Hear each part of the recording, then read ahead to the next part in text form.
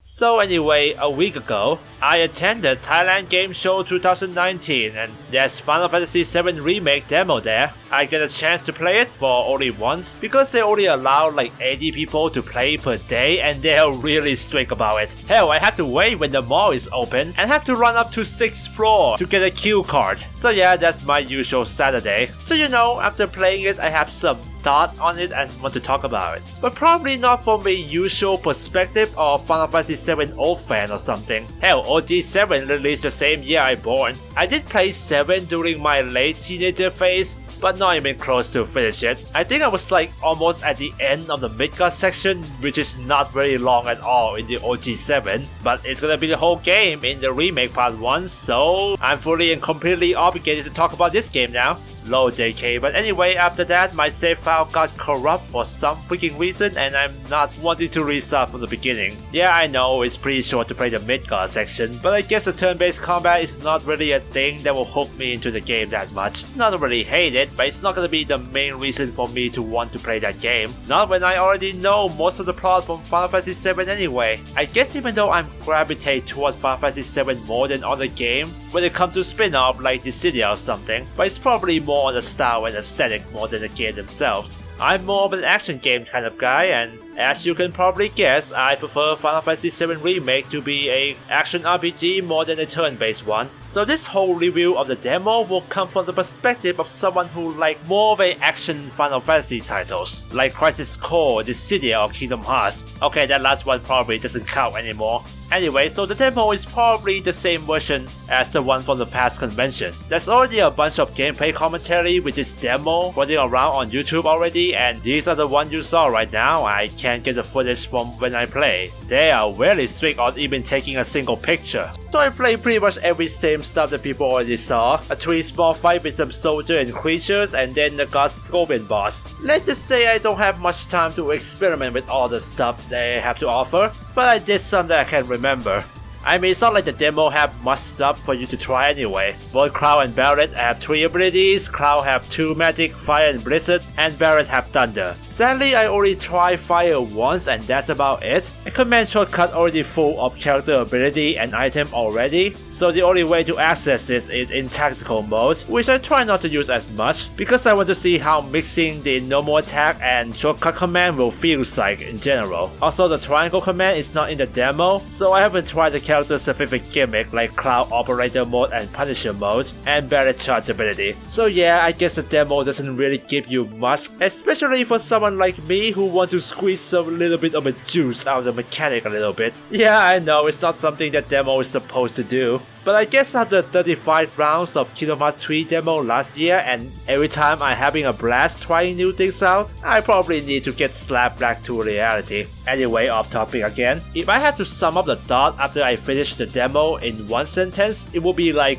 wow, this is not as action gamey as I thought it's going to be. Don't get me wrong, I didn't expect this game to be like Kingdom Hearts level of action gamey. If you see some stuff from the trailer and think about it, most of the stuff is still grounded in a way that didn't go too far on the action side. Yeah, there's some stuff that require physical dexterity and good reaction from players, but I feel like it's not really a big requirement here. Like yeah, it still matters, dodge the attack, use appropriate move, all that jazz is still there, but I would say that those aspects is pretty simple. If I have to put the scale between turn-based and action game compared to other Final Fantasy and other action game, it would look like this. Yeah, it's really close to Crisis Core. The game have dodge and block mechanic, but the game themselves doesn't focus much on this. It's still mainly on stat and attributes, using right ability to deal the most damage and all. Or you know, just use the OP one. It has a feeling that even if you didn't dodge enemy that well, your stat and some strategy can still carry you. It's less like action game built in some RPG element into it, and more like having a turn-based RPG as a base and then put some layer of action into it. Also, while the comparison between Crisis Core and VII Remake is pretty valid,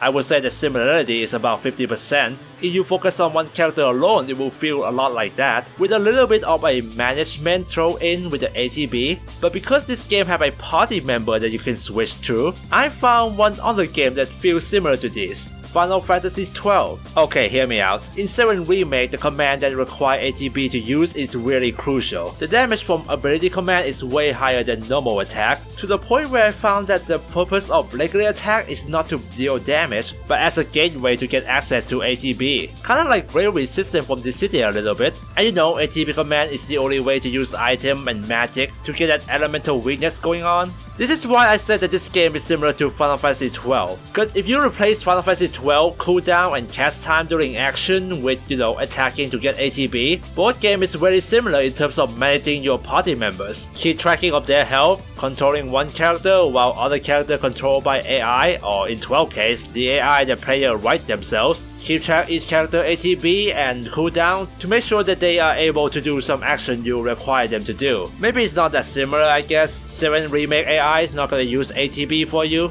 unless they have that setting in the game, but if it's purely automatic and they don't let you customize it, then the AI might as well just play the game themselves. Anyway, other thing I feel about ATB system in this game is really how they encourage you to switch character often to get the most ATB possible. And using ATB ability while in control of that character is not really encouraged. Depending on ability, they can have a pretty long animation. From what I tried, using item and magic can be pretty long. And I tried if there's some cancelling gimmick in there, like you can attack using all the skill or dodge out of that. Well, not really, they don't really have most of that. Like sure, maybe they cancelling a few frames of animation at the end, but it doesn't feel fast at all. The only kind of exception, but even that is kind of stretched, that cancelling feel a bit fast is normal attack to dodge. And focus thrust too, that move is pretty fast. But again, a bit, not by much. This is not Kingdom Hearts 3 dot cancel, let me tell ya. Granted, it depends on the attack too. If faster attack is faster to cancel, simple stuff. By the way, aside from 5-hit combo in the operator mode, there's other normal attack Cloud can do by holding the button. He will do spinning attack kinda like Final Fantasy 13 Bliss. You can kinda chain into it from any attack in the combo. It's pretty cool, but I kinda wish that if the normal attack is going to be simple to build ATB anyway,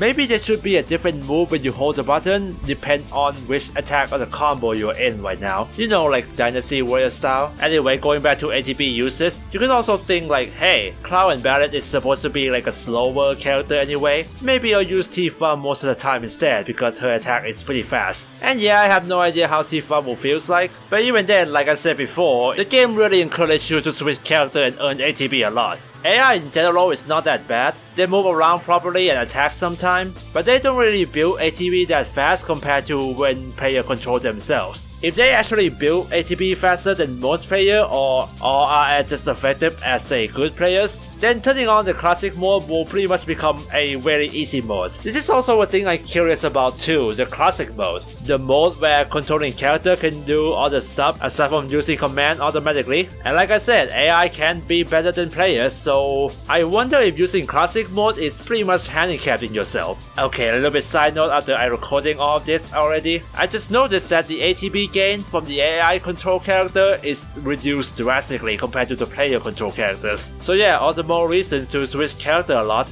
Okay, the point is, building ATB is a lot faster with player controls. Regardless of how you want to use that ATB, using command will have that character in the animation lock, so it's better to command the character that you're not controlling right now to perform long animation command. This is also applied to every command by the way, even Limit Break. I finished the God Scorpion by actually controlling Barret while commanding Cloud to use Claw Slash. In that scenario, I can still attack with Barret to build up ATB without having to watch a cinematic attack, which is a lot more efficient. Make the AI character do something that player control character can do just as good, while the player do something that AI character is not good at. All I'm saying is that you gotta press that L2 and R2 to command other character a lot. Also, switching character has some downtime in real life. The camera takes a little bit of time to change a perspective to other characters, but during the switch, the time in the game world literally stops. So it doesn't actually affect the gameplay, but it can feel slow a little bit. Also, here's another thing, the tactical mode is much preferred over the shortcut. The reason being that the menu, which apply both to the shortcut and tactical mode, is not super snappy. There is a fraction of a second when you press the menu into like an inner menu of that, which is not a problem at all. In tactical mode, you have all the time in the world. Also not a problem for shortcut if you want to use the ability for controlling characters. It's only one button press, the delay doesn't matter.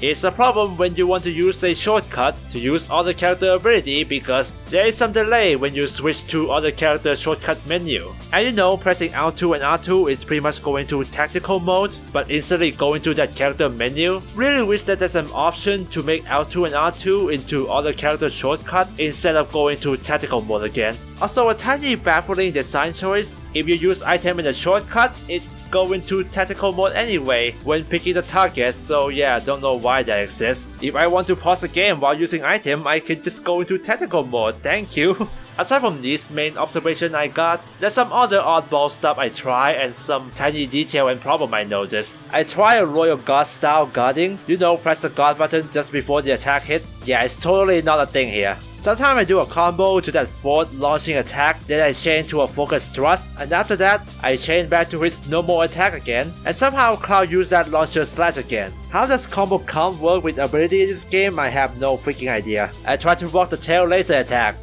It doesn't work. Anyway, Cloud can use aerial attack if enemy is in the air, but it's super strict. I'm not sure how the rules work for the aerial attack exactly. Like if the enemy is not above the ground that Cloud can stand, like this guy on the tower right here, Cloud won't use aerial attack on him, so it's either Barret or Magic. Not sure how the rules work exactly. I'm just saying, if you're one of those guys who thought that Kingdom Hearts 2 team is working on this game, including the lead battle planner become a battle system designer in this game, and you expect something similar, then yeah, I recommend you reconsider. Yeah, I know it's pretty clear from the gameplay, I just want to say it, you know. Also, Mitsunori Takahashi is not even the lead designer in terms of battle system in Cage 2. There's other guy who already leaves Square Enix. I mean, I'm not doubting his game design ability, who the hell knows, it's all in the background anyway. And he worked on Dissidia and Duodecim anyway, so that's cool. But let's just say that just don't guarantee that this game is going to have a balance system because holy crap. But well, this is all I can get from the demos and my all-round thought on it. Let me be clear though, just because I criticize all these things, especially on the action side of the game, it's not necessarily translate into the quality of the game itself, because one, obviously it's a demo, and two, even if the game doesn't have much depth in terms of action side, it can still make up by other stuff, you know? The RPG stuff can be more engaging and they can make up by that. We already see a glimmer of material system here, and it looks pretty cool, and they can do a lot of things with stacker system here, but I don't want to go into that much yet. Consider that this mechanic based a lot on the enemy, and we don't have a lot of that in the demo. So yeah, all this talk about the action side of the game is mainly due to my preference, and I will not deny that after playing this demo, my hype was dropped a little bit, but it's not enough to make me not buying the game day one. Still looking forward to play this game, man. But I would say, compared to which demo give me more hype for the game, Kingdom Hearts 3 demo beats that with flying color. Again, it's mostly because of my fondness of action game. In the end, we can only see the real result in the final product. So until March 3rd next year, we can only wait. You know, unless the game got delayed. Oh, wait a minute, I've completely forgot to talk about one thing. A producer of VII Remake, Yoshinori Kitase, is also there in Thailand Game Show too. And I got him to sign his autograph on a certain game, which is not only the game that he works on, but it's also his last console game he worked on before VII Remake if you don't count the remaster. It's also similar to VII Remake in a way that it mixed action and RPG together. And I would say, in terms of action RPG, this is probably the best the series has ever had. Maybe one day, I should talk about this little gem.